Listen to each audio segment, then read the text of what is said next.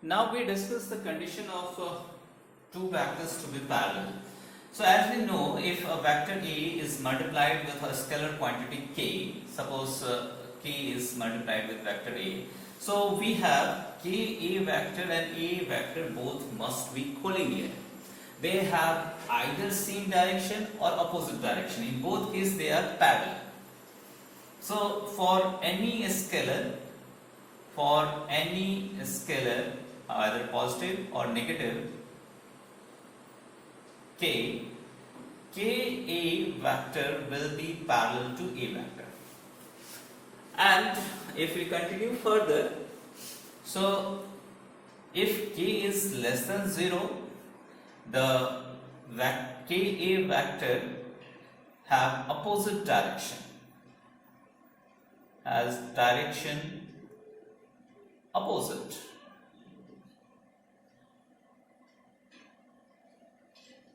To A. And if k is greater than 0, positive, then k A vector has direction same as vector A.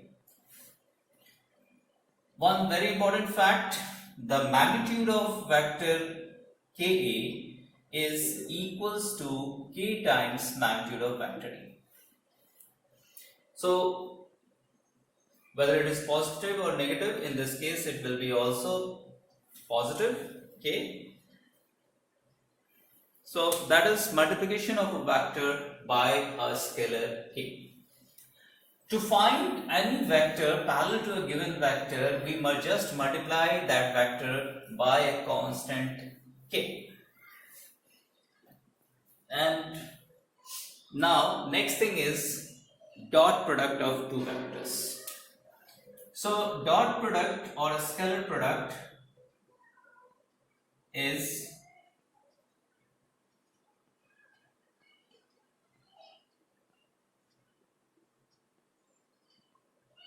of two vectors.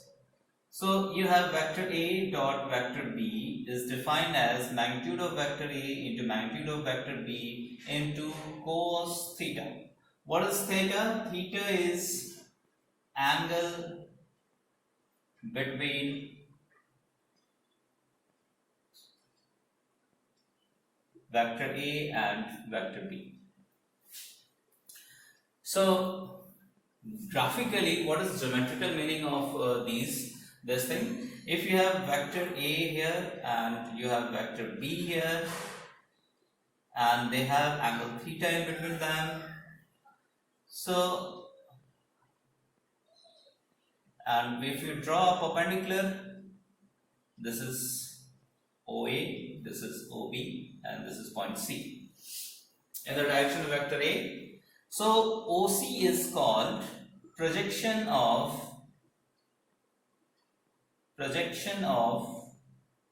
vector B on vector A. And what is the length of OC? If we use trigonometry here, OC is base for this angle theta and OB is hypotenuse. So you have cos theta equals to base upon hypotenuse, that is OC upon OB. And from here you have OC equals to magnitude of B into cos theta. So a few more things we can derive from here. So OC, that is projection of vector B on vector A. Very important thing. We are discussing very important thing. Projection of vector B on vector A, that is OC, is equals to mod of B cos theta. Let us multiply this with mod of A and mod of B. A, multiply and divide by mod of A. So the numerator you have A dot B.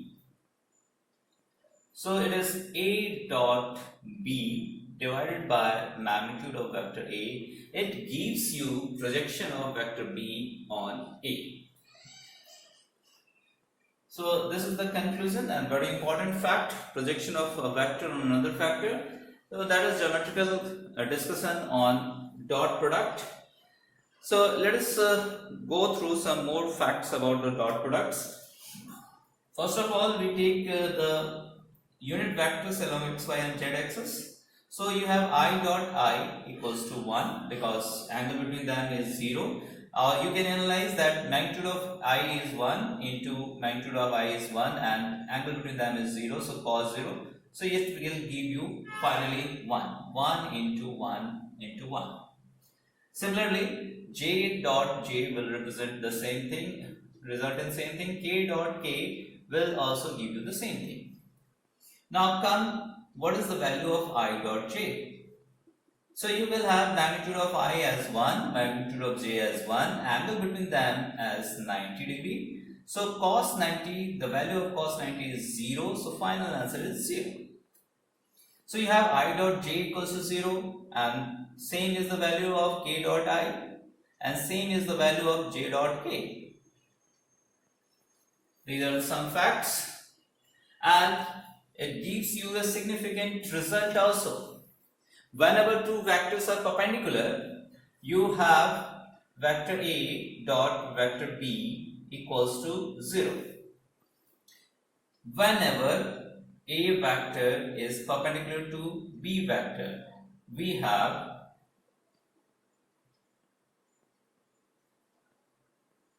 vector A dot vector B equals to 0. Very, very important fact.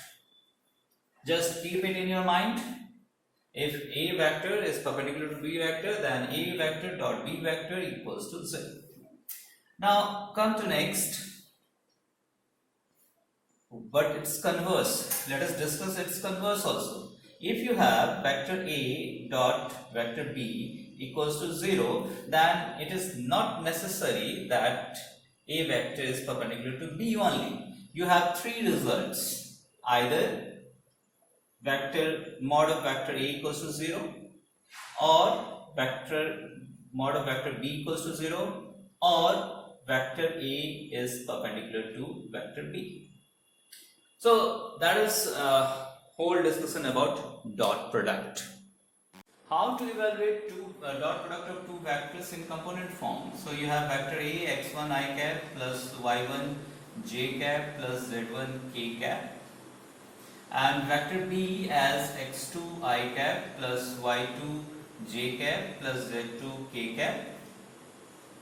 We have to evaluate vector A dot vector B. So you have to use the simple multiplication. It is distributive over addition. The dot product is also distributive over addition. So you can distribute it simply. So whenever you distribute, you have I dot j, I dot k. But the fact is I dot j is 0, I dot k is 0. So you left out with only I dot I, and that is x1 into x2. Similarly, when you start with this y1 component, you have to multiply with all these three. But j dot I will give you 0, j dot k will give you 0. You only left out with j dot j, that is 1. So you are left out with y1 into y2.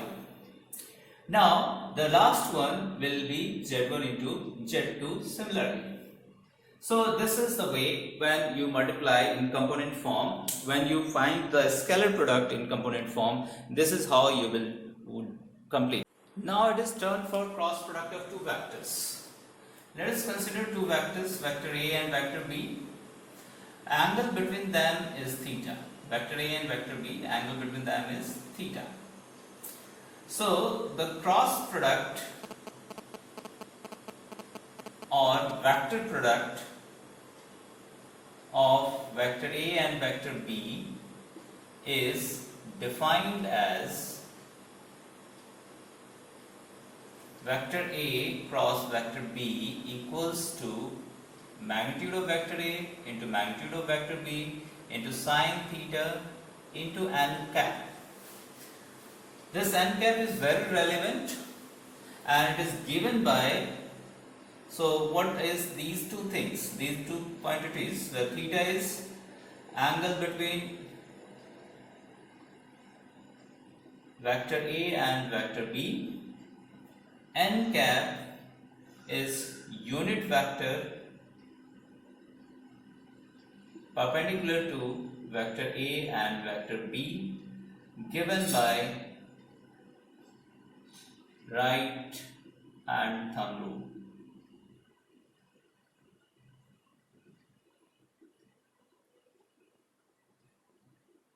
So what is this right hand thumb rule? If you have vector A here and vector B here, and this is the small angle between them, so you put your palm on vector A and you curl your fingers towards vector B, then your thumb points towards the direction of vector n cap, and this is right hand thumb rule. If we are to calculate B cross A, so in this case A cross B was moving out from this plane, and if you want to calculate B cross A, then you have to put your palm on vector B and move your fingers towards vector A, then this thumb will point towards the direction of B cross A, and that is into the board. So I hope it is very clear what is right hand thumb rule, and it is easy to understand. Now let us move further. As special conditions, if the angle theta is 0, in that case you have vector A cross vector B will give you a 0 vector, because sine 0 is 0. That means whenever vector A is parallel to vector B, you have the cross product will be 0, or the product of a vector with itself is also 0. Now let us consider on this the cross multiplication of unit vectors along x-axis, y-axis and z-axis. So we have the three right-handed system here. Now this is x-axis, y-axis and z-axis. They have the smaller angle between them is 90 degree. Now we are in this plane, and we are trying to evaluate x I cross j. So I cross j, so I have to move from x-axis towards y-axis, and my finger will give the direction of the resultant vector. So you can see k vector is the resultant vector. So you can conclude I cross j is k. Similarly, if you want to evaluate j cross k, so the thumb will point towards x-axis, and so resulting is j cross k is equals to I cap. Now what is k cross I? So when you start from k and reach to I, your thumb will point towards y-axis, and so it is j cap. For remembering it, you can draw a circle, a small circle, and directed circle you can say. This is I cap, this is j cap, and this is k cap. So you will have I cross j cross k cross I, j. If you are moving in the direction, you are getting positive. If you move in the opposite direction, you will get negative. That is j cross I will be minus k. I cross k will be minus j. K cross j will be minus I. So you have to, for remembering it, you anywhere, anytime you can draw this circle, and this will give you the direction. You have j cross I as minus k, k cross j as minus I cross k as minus j. So these are the values of cross products.